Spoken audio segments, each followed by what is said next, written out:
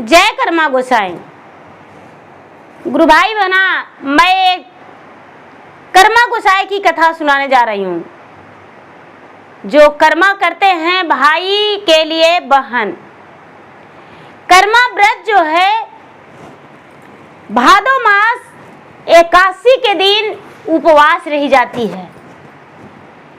शुक्ल पक्ष दशमी के दिन नहाई खाई करते हैं।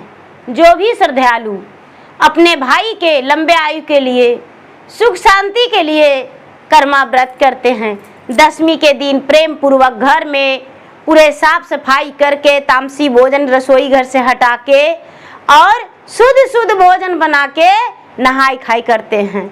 और जो 81 का दिन होता है दीदी, उस दिन उपवास रहते हैं। 81 जो है बहुत बड़ी वो पर्व होती है। उस दिन बहन जो है अपने भाई के लिए भगवान से, कर्मा गोसाई से कामना करती है कि हे भगवान मेरे भाई को रक्षा करना। कितने लोग जो है भाई अपने बहन के घर जाते हैं सब कुछ लेकर बहन के कर्मा पूजाई के लिए। साड़ी, खीरा, इनरसा, फूल, चावल, फल फलहरियाँ, मिठाइयाँ, मौसमी फल जो भी होता है वो सब लेकर जाते हैं और बहन के घर ले जाकर देते हैं खुशी खुशी, और बहन पूजा करती है। तो चलिए कथा की ओर बढ़ते हैं। गुरु भाई बहना, कर्मा और धर्मा दो भाई थे। दोनों भाई व्यापार करते थे। कर्मा और धर्मा दोनों बड़े प्रेम से रहते थे।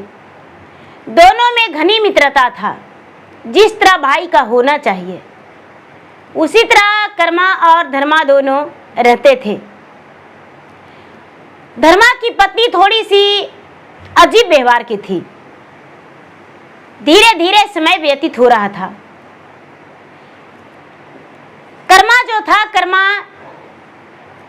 अपने बिजनेस के लिए दूर गया हुआ था, अपने कारोबार में दूर गया हुआ था और धर्मा घर पे था। धर्मा की पत्नी पूरी अच्छी भोजन बनाई और गांव टोला मोहल्ला सबके भोजन में निमंत्रण दी।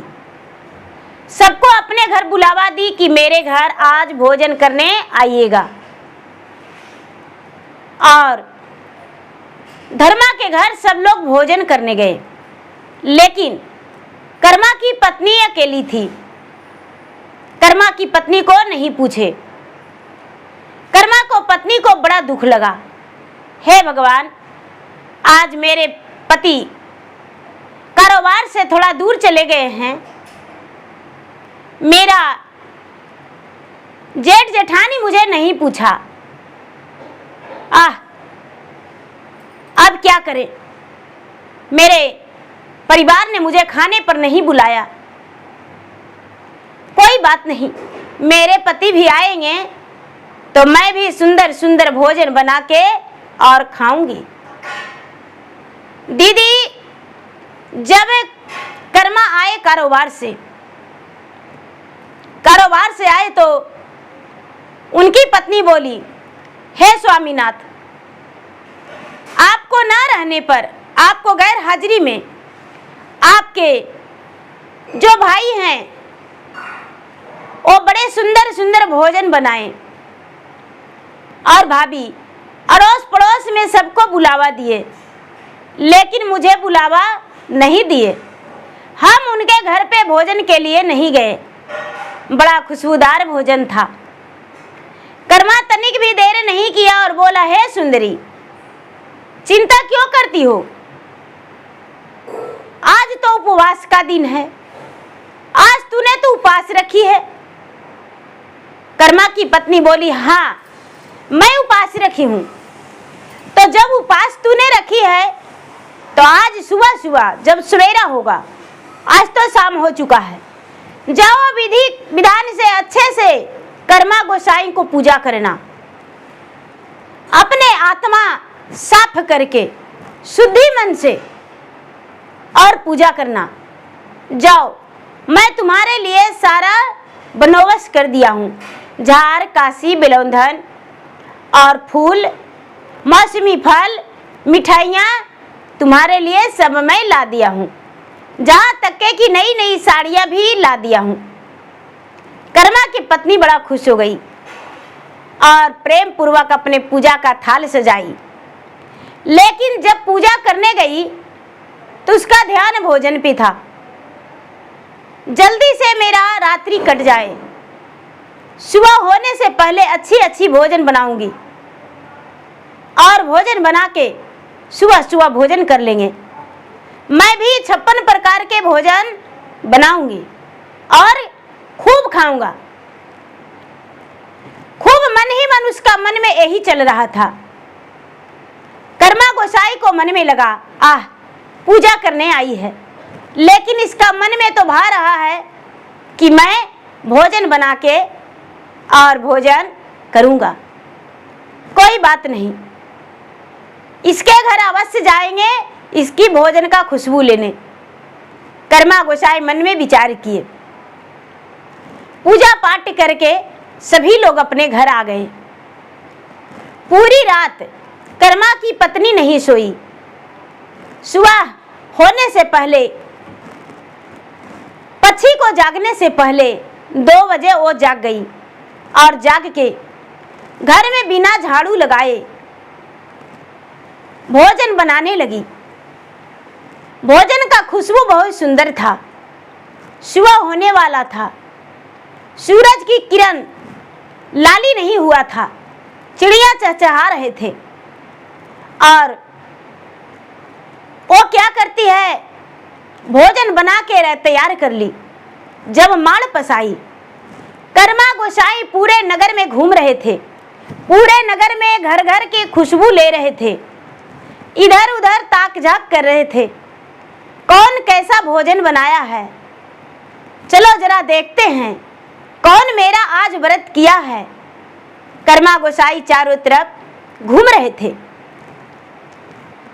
क्या होता है कि कर्मा के घर में खिड़की के द्वारे झांक कर देखने लगे और खुशबू लेने लगे उसके भोजन का।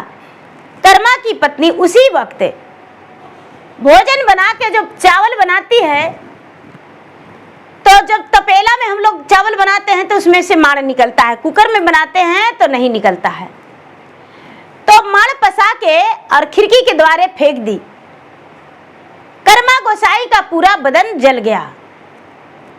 देखिए दीदी, कभी भी किसी व्यक्ति को गर्म पानी या तो गर्म किसी चीज या गर्म माड़ जमीन पे नहीं गिरानी चाहिए।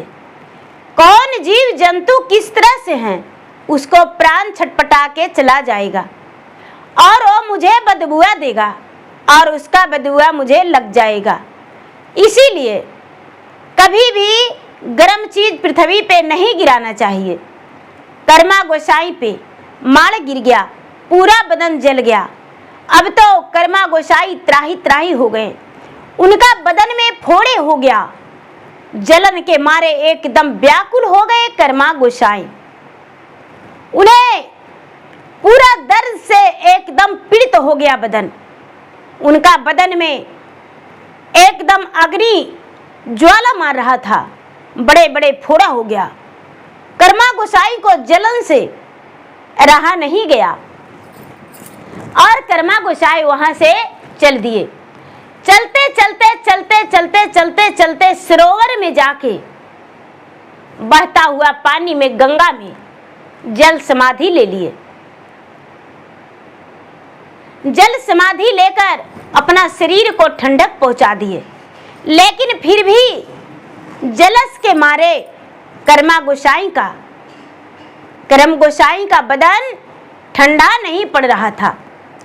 अब यहाँ क्या होता है, कर्मा गोसाई गुस्से और नाराज में कर्मा को श्राप दे दिए कि तूने मुझे आज जला दी है, तू भी जलेगी, तेरा बच्चे भूखे रहेंगे, तुम भी भूखे रहेगी, तुम्हें खाने के लिए अन्न और पीने के लिए पानी पे भी तरस हो जाएगा, वस्त्रहीन हो जाओगी, तुम्हें वस्त्र भी प्राप्त नहीं होगा।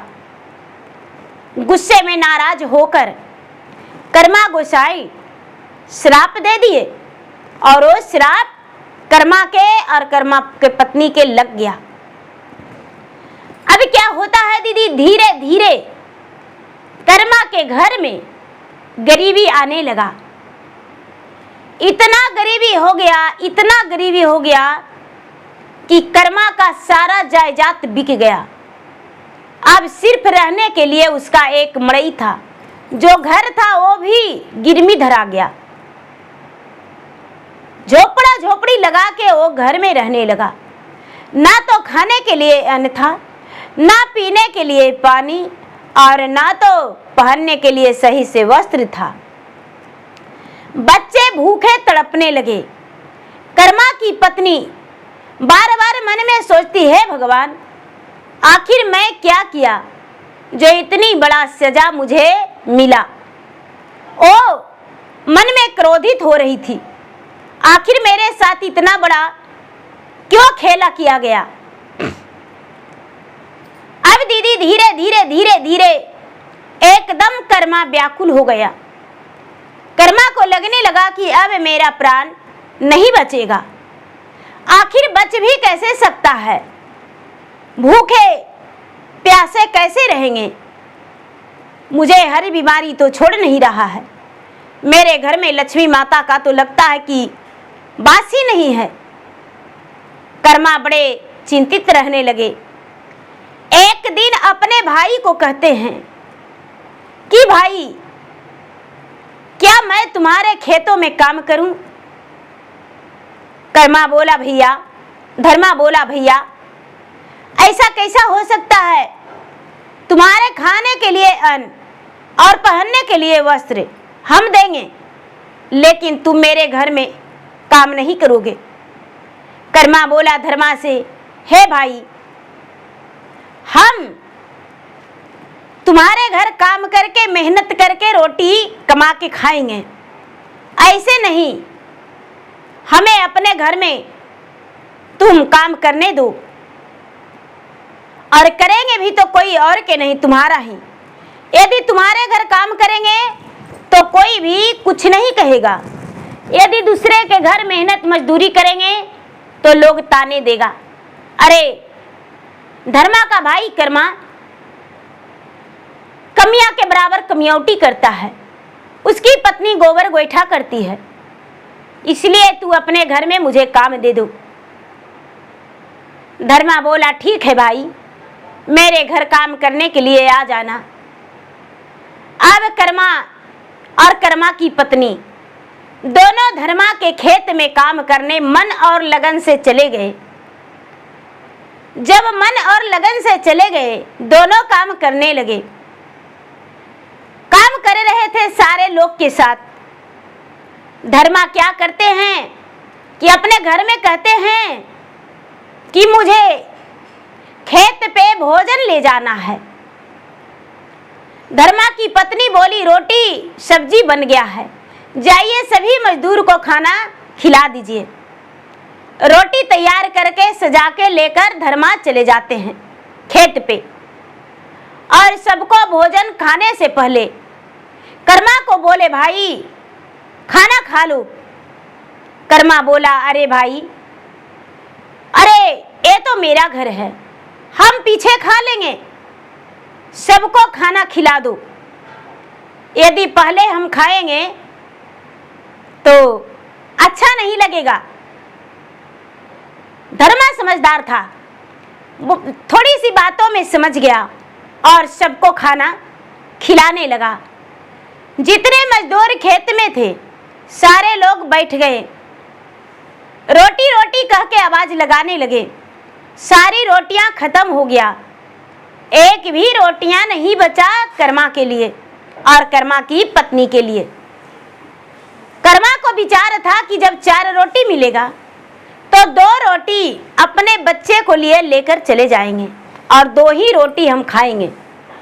कर्मा की पत्नी सोची थी अरे यहाँ पर हम नहीं खाएंगे, जब मुझे रोटी मिलेगा आंचल में गठरी लगा के बांध के अपने बच्चे के साथ भोजन करेंगे, अच्छा रहेगा।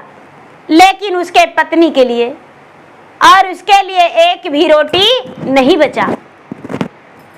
अब क्या होता है दीदी, धर्मा बोले, भैया भोजन खत्म हो गया, एक भी रोटी नहीं बचा। कर्मा बोले, भाई कोई बात नहीं, सब लोग तो खा लिए हैं ना। धर्मा बोला, हाँ भैया चलो कोई बात नहीं, हम तो घर के आदमी हैं, हम तो घर पे भी जाके भोजन कर लेंगे। अब उसी तरह उसके घर में शाम, खेत में करते करते काम शाम हो गया। धर्मा सबके मजदूरी देने के लिए बोरिया भर चावल लेकर आया और बोला अपने भाई को, भैया आप सबसे पहले मजदूरी ले लीजिए। कर्मा बोला, अरे भाई हम पहले कैसे लेंगे, हम तो घर के आदमी हैं, सबको मजदूरी तौल के दे दो और उसके बाद मुझे बची खोची दे देना। सारा लोग मजदूरी ले लिए। कर्मा के देने के लिए धर्मा की बोरिया में थोड़ी सी भी चावल नहीं बचा। कर्मा बेचारा आस लगाया था कि मेरा तो मजूरी मिलेगा, लेकिन धर्मा बोलता है, भैया सारी अनाज खत्म हो गया, अब मेरे पास थोड़ी सी भी अन्न नहीं बच रहा है। कर्मा बोला, भाई कोई बात नहीं, हम तो घर के आदमी हैं। घर जाने पर कर्मा क्या करता है कि मन ही मन विचार करने लगता है कि हे भगवान, अब क्या करूं, रात्रि के लिए तो ना तो अन्न है और ना तो और कुछ भी मेरे घर में, आखिर मेरा प्राण कैसे बचेगा। सारे प्राणी, उनके 2 बच्चे और पति पत्नी सब जल पी कर सो गए। रात्रि में स्वप्न देख रहे हैं। कर्मा गोसाई स्वप्न में आए और बोले, हे कर्मा, मैं कर्म गोसाई हूं, तुम्हारा पत्नी ने मेरा शरीर को जला दिया है। कर्मा व्रत का उपवास रखी थी, अच्छी अच्छी व्यंजन तुम्हारे घर में बना था, पूरा खुशबू से रास्ते तक महक आ रहा था।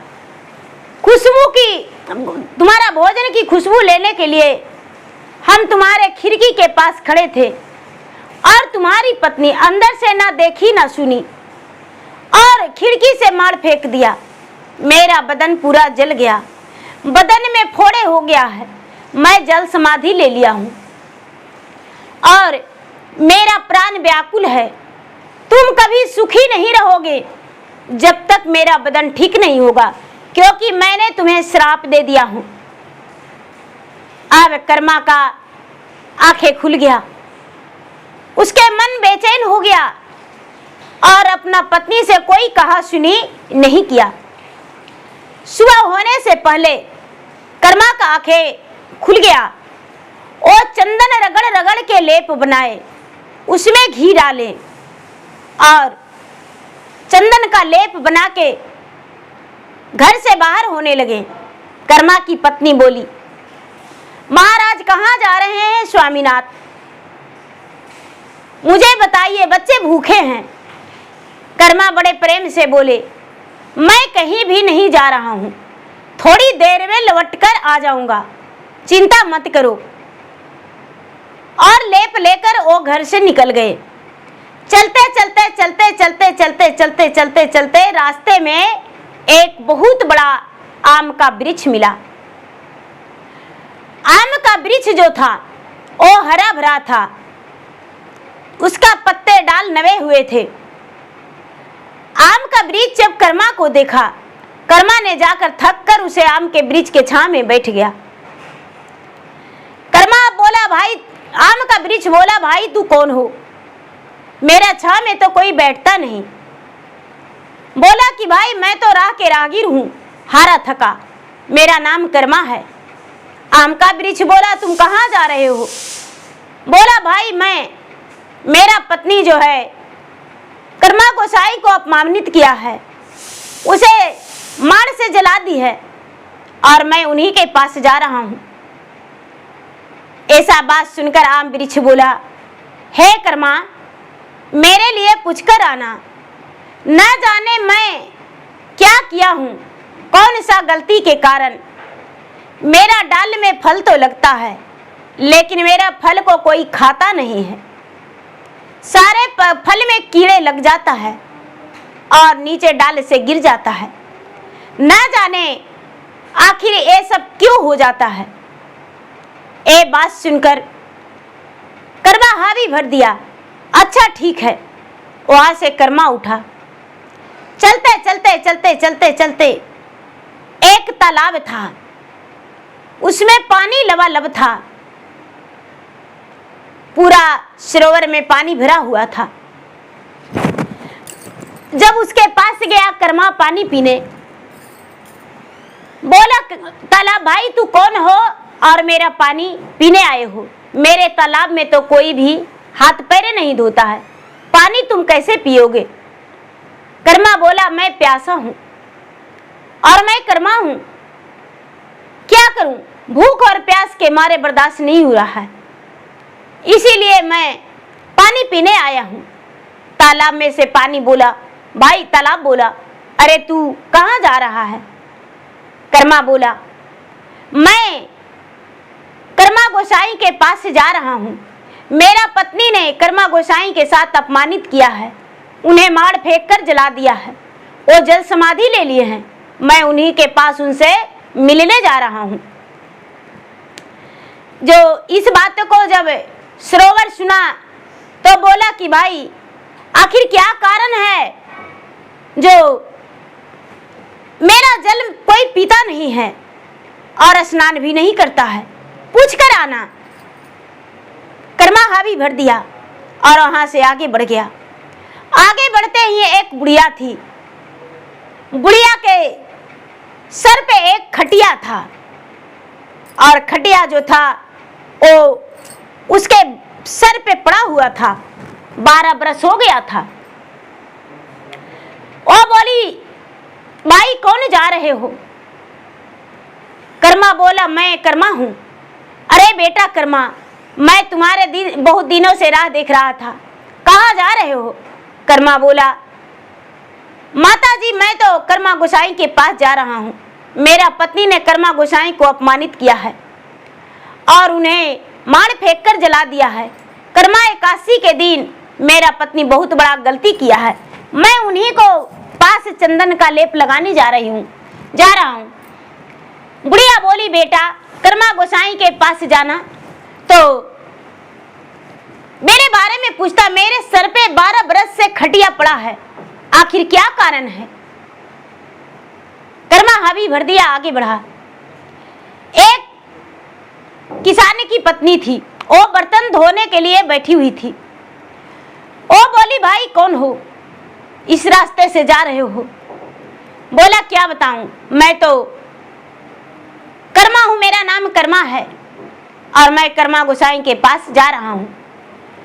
वो बोली देखो भाई यदि जा रहे हो तो मेरा एक बात पूछ के आना। कर्मा बोला क्या?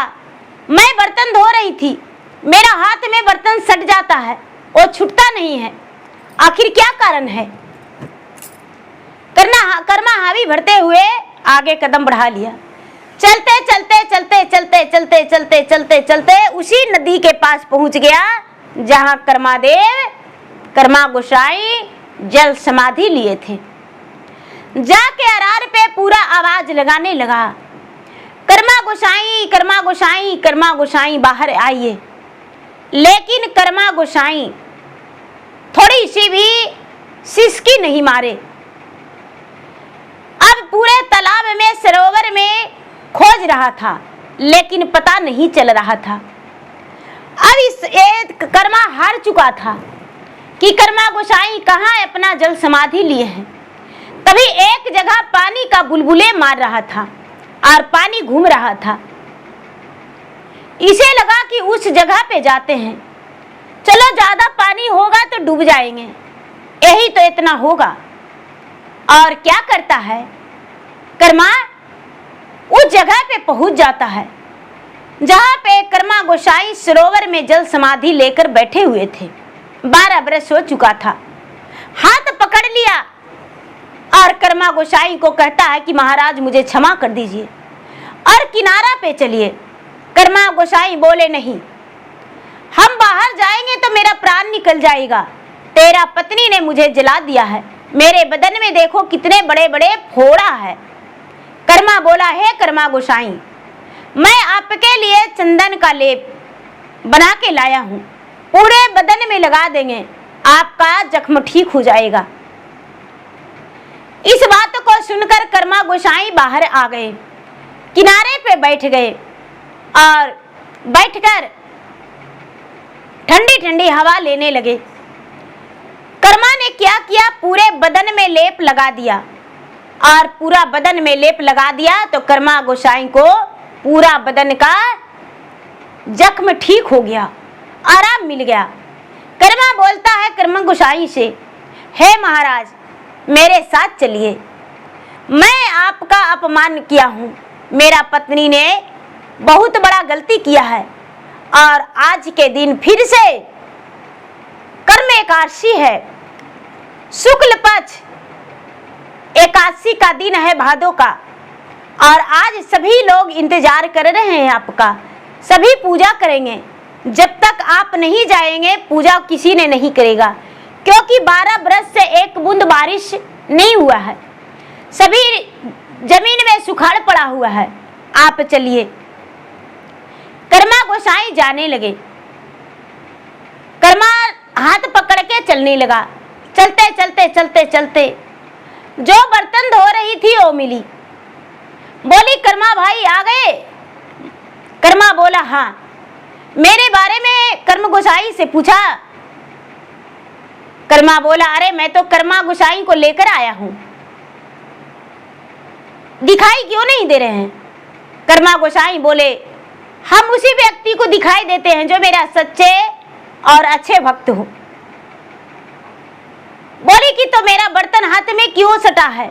बोली, तू बहुत गुस्से वाली हो और नखरे वाली, कोई भी बर्तन पटक देती हो, किसी का बातें तुम्हें बर्दाश्त नहीं होता है, और बर्तन तो लक्ष्मी होता है, जिस थाल में खाती हो उसी को पटक के फोड़ देती हो। यदि घर के काम अच्छे से करेगी, संभाल के करेगी, अब तुम्हारे साथ ऐसा नहीं होगा। हाथ जोड़कर माफी मांगी कि महाराज ऐसा गलती अब नहीं करेंगे। कर्मा लेकर कर्मा गोसाई को आगे बढ़ा। आगे में वो बुढ़िया मिली जिसके सर पे खटिया था, 12 बरस से पड़ा था। बुढ़िया जब कर्मा को देखी बोली कि बेटा आ गया? तो हाँ, मेरे बारे में पूछा? कर्मा बोला, हे माता, मैं तो कर्मा गोसाई को अपने साथ लेकर आया हूँ। बुढ़िया बोली, मुझे दिखाई क्यों नहीं दे रहे हैं? कर्मा गोसाई बोले, हे बुढ़िया, जो मेरा भक्त रहता है, जो भक्ति करता है, मैं उसी को दिखाई देता हूँ, सबको मैं दर्शन नहीं देता हूँ। बुढ़िया बोली, महाराज ये सब मेरे साथ कैसे हो रहा है? कर्मा गोसाई बोले, बुढ़िया तू एक नंबर की कंजूस हो, कभी भी एक बालक को भी एक रोटी नहीं खिलाई हो, सिर्फ अपना पेट के सिवा। गौ माता को भी एक निवाला कभी नहीं दी हो, सूखी रोटी को भी सिझा के दोबारा और खा जाती थी। कभी गौ माता को भी तुम्हारे हाथ का भोजन दर्शन नहीं हुआ, सिर्फ आप तुम्हारा अपना पेट के सिवा किसी को तूने देखी ही नहीं, दान पुण्य तूने कभी नहीं किया हो। ये बात सुनकर बुढ़िया बोली, हाँ महाराज ये सत्य है, हम आज से ही मेरा सर के खटिया हट जाएगा तो दान पुण्य करेंगे, इतना धन संपत्ति रह के क्या होगा। कर्मा गोसाई बोले, तुम्हारा तो 7 बेटा है, लेकिन तूने बेटा को भी कभी खुश नहीं देखना मांगी, अपने बहू को पर भी चिल्लाते रहती हो, इसलिए तुम्हारे सिर पे खटिया अटक गया है। बोली, महाराज आज से दान पुण्य करेंगे। बुढ़िया का सर से खटिया हट गया। बुढ़िया उसी दिन से दान पुण्य करना शुरू कर दी, पूजा पाठ करना शुरू कर दी। कर्मा गोसाई आगे बढ़े कर्मा के साथ। जब आगे बढ़े तो उस सरोवर जिसमें गंदा पानी था उसके पास गए। बोला, कर्मा आ गया?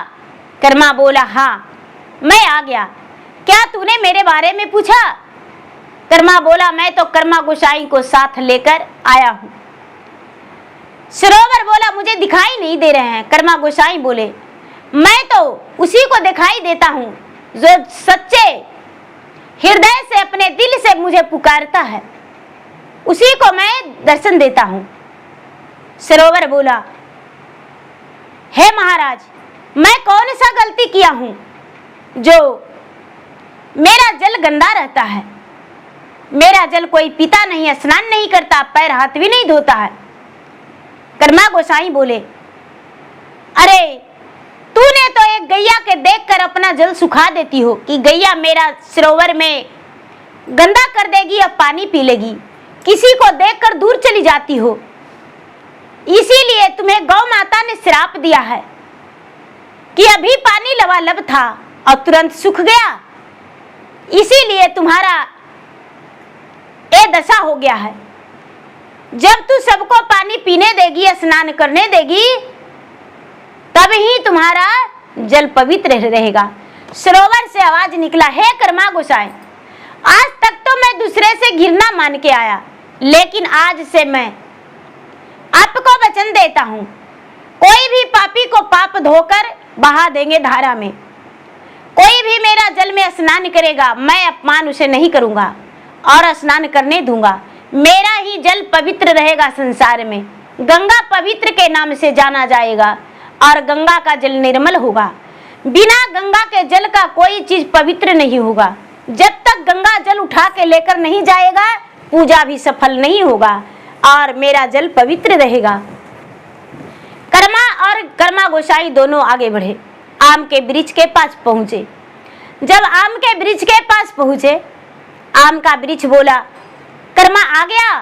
कर्मा बोला, हाँ। पूछा?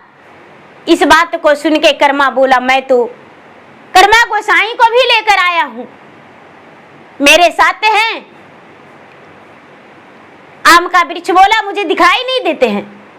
इस बात को सुन के और कर्मा गोसाई कहते हैं, मैं उसी को दिखाई देता हूं जो मुझे सच्चे मन से पुकारता है, जो जिसके मन में पवित्रता हो। इस बात को सुन के बोला, महाराज, आखिर क्या है जो मेरा छाया में भी कोई नहीं बैठता है और मेरा फल गंदा लग जाता है। इस बात को सुन के कर्मा गोसाई बोले, अरे अपने डाल को ऊपर की ओर ले जाता है, किसी को छाया नहीं लगने देता है, और तुम्हारे छाया में जब बैठता है तो डाल टूट के गिर जाता है, इसीलिए तुम्हारा छाया में कोई नहीं बैठता, फल गंदा लगता है। तुम्हें श्राप दे दिया है। कोई महात्मा जो है आकर बैठे, तुम्हारा डाल उनका सर पे गिर गया और वही श्राप दे दिए हैं। यदि ऐसा रहेगा तो और क्या करेंगे? आम का वृक्ष बोला, हे कर्मा गोसाई, आज के बाद मैं ऐसा नहीं करूँगा। मैं अपने फल सबको खिलाऊंगा और ठंडी ठंडी हवा देंगे। जो मेरा फल के बिना पूजा नहीं होगा, मेरे पत्ते के बिना पूजा नहीं होगा, मेरा डाल के बिना पूजा नहीं होगा, आज से मेरा पवित्र हो जाएगा पूरे वृक्ष। मेरा जो जड़ है वो भी धूप के नाम से जलाया जाएगा, होम जलेगा। मेरा पत्ते है वो पूजा में लगेगा, मेरा फल है प्रसादी बनेगा। कर्मा गोसाई प्रसन्न होकर बोले कि तेरा कंची का दतमन होगा, तेरा डाल जो है उसका हवन जलेगा, तेरा पत्ते का जल छिड़काव किया जाएगा, वो भी कलश में पड़ेगा। एर मस्तु आम का आशीर्वाद दे दिया और कर्मा गोसाई वहां से चल दिए। देखते हैं गुरु भाई बहना, कोई पूजा पाठ में हवन होता है तो आम के लकड़ी रहता है और बेल का लकड़ी होता है, बहुत सारी लकड़ियां होती है, लेकिन आम का जरूरी शुद्धि माना गया है। आम का पल्लों के बिना पूजा शुद्ध नहीं होता है। जब कर्मा और कर्मा गोसाई दोनों गांव गए, कर्मा की पत्नी बेसब्री से अपना पति को इंतजार कर रही थी। उस दिन भी उपासी थी, कर्मा व्रत रखी थी। जब कर्मा गोसाई पहुंचे, कर्मा से पूछी, कर्मा की पत्नी आप कहाँ गए थे? बोली कि कर्मा बोला कि मैं कर्मा गोसाई को लाने गया था। कर्मा गोसाई को, हाँ, अब हम तुरंत पूजा का तैयारी करेंगे। कर्मा की पत्नी और गांव वाले पूजा का तैयारी किया। शाम होते ही, सूरज अस्त होते ही, चंद्रमा के निकलते ही सभी लोग पूजा किए। झार, काशी, बिलौंदर, फूल, पतई और फल, मौसमी फल, मिठाइयाँ सब लाके और पूजा किए। कर्मा गोसाई पूरे नगर को आशीर्वाद दिए। पूरा जोर बारिश हुआ और सारा लोग खुशहाली हो गए। वहाँ उस साल पूरा गांव में, नगर में तालाब जितना था सब पानी से भर गया और वहाँ फिर फसल उगने लगा। सारा लोग खुशी रहने लगे। करम करम करम विचार, करम लेके पसली झार, अपन करम पहिया के धरम झार, मैं फहरावही काट के कठपुतली करम के दाड़, अपन करम भैया के धरम झार, मैं फहरावही काट के कठपुतली करम के डाल, अपन करम भैया के धरम झार, मैं फहरावही करम करम करम विचार, करम लेके पसली डाल, अपन करम भैया के धरम झार, मैं फहरावही।